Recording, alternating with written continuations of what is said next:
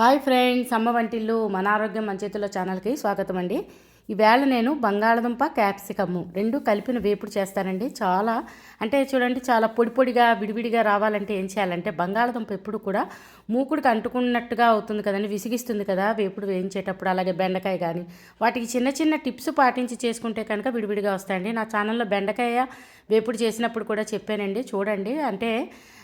రకరకాలుగా మనం మంచి మంచి టిప్స్ పాటించి చేసుకుంటే కూరలు చాలా బాగా వస్తాయి. అంటే బంగాళదుంప అలాగా మనం తొక్క తీసిన తర్వాత శుభ్రం చేసుకుని ముక్కలు మనకి ఏ సైజు కావాలంటే ఆ సైజు, పెద్ద కానీ మీడియం కానీ స్మాల్గా చిన్నగా కానీ కట్ చేసుకున్న వాటిల్ని మనం మూకుట్లో కొద్దిగా నూనె వేసి ఆ దుంపలు వేయాలండి. ముందుగా దీనికి ఉప్పు వేయకూడదండి, అదే మంచి టిప్. ఉప్పు వేసి మూత పెడితే కనుక ముద్ద ముద్ద అయిపోతుంది, అందుకని తొందరగా మంచి కలర్ అది రాకుండా వేగిపోతుంది. దానికి ఏం చేయాలంటే, ముందుగా అలాగా బాణీలో నూనె పోసుకొని వేసిన ముక్కలకి మూత పెట్టుకుని జస్ట్ మగ్గనిచ్చుకోవాలండి. అంటే మధ్య మధ్యలో చూసుకుంటూ జస్ట్ చూడండి, కలిపినప్పుడల్లా అస్సలు అంటుకోవట్లేదు. అంటుకోకుండా రావాలంటే మెయిన్ సాల్ట్ వేయకుండా ఉంటే కనుక అంటుకోదండి. అలాగే మధ్య మధ్యలో అలాగా మనం టెస్ట్ చేసుకుని ఒకవేళ ఉడకపోతే కనుక మళ్ళీ మూత పెట్టుకోవడం. ఉడికితే కనుక ఇంకా మూత పెట్టక్కర్లేదు. నేను క్యాప్సికమ్ వేస్తానని చెప్పాను కదండి, మనం ఇవి కొంచెం మెత్తబడిన తర్వాత ఇప్పుడు సాల్ట్ వేసుకుని క్యాప్సికమ్ వేసుకోవాలి. క్యాప్సికమ్ ఎప్పుడు కూడా మొదటిగా వేస్తే కనుక టేస్ట్ ఉండదండి, అది బాగా కుక్ అయిపోయి ఓవర్ కుక్ అయితే క్యాప్సికమ్ బాగోదు.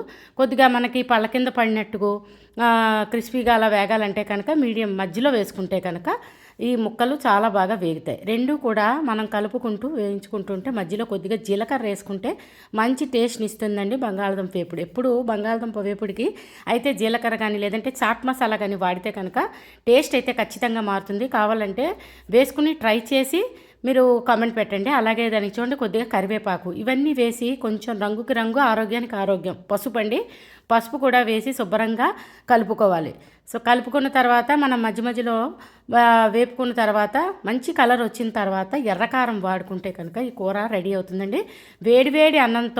వేడి అన్నం వేపుడు ముక్క అన్నారండి, అలా తీసుకుంటే చాలా కమ్మగా ఉంటుంది. దీనిలోకి చారు కానీ సాంబార్ కానీ మళ్ళీ మనం పెట్టుకున్న వాటితో ఈ కూర కూడా చేసుకుంటే కనుక సూపర్గా ఉంటుంది. పిల్లలకి అందరికీ చాలా ఇష్టమైన వేపుడు బంగాళదుంప కదండి. అది మనకేంటంటే చేయడానికి చిరాకు పడుతుంటాం, మెయిన్ ఏంటంటే అంటుకుంటుందని. దానికి అలాగే ఎప్పుడు నేను ఫ్రై చేసినప్పుడల్లా కొన్ని వేపుళ్ళకి కార్న్ఫ్లోర్ వాడుకుంటే, బెండకాయ అనగా బంగాళదుంప అనగా వీటికి ఏంటంటే విడివిడిగా వచ్చి క్రిస్పీగా మంచిగా మనకి రెస్టారెంట్ స్ట్రీట్ స్టైల్లో ఇస్తుంటారు చూడండి, అలాగా విడివిడిగా వస్తాయి. తినేటప్పుడు కూడా క్రంచీగా ఉంటుందండి వేపుడు. దానికి చూడండి అలా వేసి కలిపిన తర్వాత చివరిగా కలర్ వచ్చిన తర్వాత ఎర్రకారం మనం తీసుకునే స్పైసీనెస్ బట్టి కారం యాడ్ చేసుకుని కారం వేసిన తర్వాత కూడా ఒక 5 minutes వేయించుకుంటే కనుక చాలా బాగుంటుందండి వేపుడు. మీరందరూ కూడా బంగాళదుంప క్యాప్సికమ్ము వేపుడిని ఇలా ట్రై చేసి మీకు ఎలా కుదిరిందో కామెంట్ పెట్టండి. ఛానల్ సబ్స్క్రైబ్ చేసుకోకపోతే సబ్స్క్రైబ్ చేసుకోండి. ఒకవేళ చేసుకున్నట్టయితే కనుక ఫ్రెండ్స్తో రిలేటివ్స్తో తప్పకుండా షేర్ చేయండి. కొత్తగా చూస్తున్న వాళ్ళు నా ఛానల్ పేరు అమ్మ వంటిల్లు మన ఆరోగ్యం మన చేతుల్లో ఛానల్ అండి, తప్పకుండా సబ్స్క్రైబ్ చేసుకోండి ఫ్రెండ్స్. మరిన్ని టిప్స్ కానీ లేదంటే ఇలాగా మంచి మంచి వంటకాలు కానీ తెలియజేయాలంటే నా ఛానల్ సబ్స్క్రైబ్ చేసుకోవాలి కదా. Please subscribe to my channel. Thanks for watching. అమ్మ వంటిల్లు మన ఆరోగ్యం మన చేతులు. చూడండి ఎంత మంచి కలర్ వచ్చిందో. కలరే కాదండి, రంగు రుచి అన్నీ కూడా చాలా బాగుంటాయి. నేను చెప్పిన విధంగా చేసుకుంటే కనుక బంగాళదుంప క్యాప్సికమ్ వేపుడు చాలా కొత్తగా అనిపిస్తుంది. తప్పకుండా ట్రై చేయండి ఫ్రెండ్స్. ట్రై చేసి కామెంట్ చేయడం మర్చిపోకండి. ఒక లైక్ ఇవ్వండి, సబ్స్క్రైబ్ చేసుకోండి. Thank you.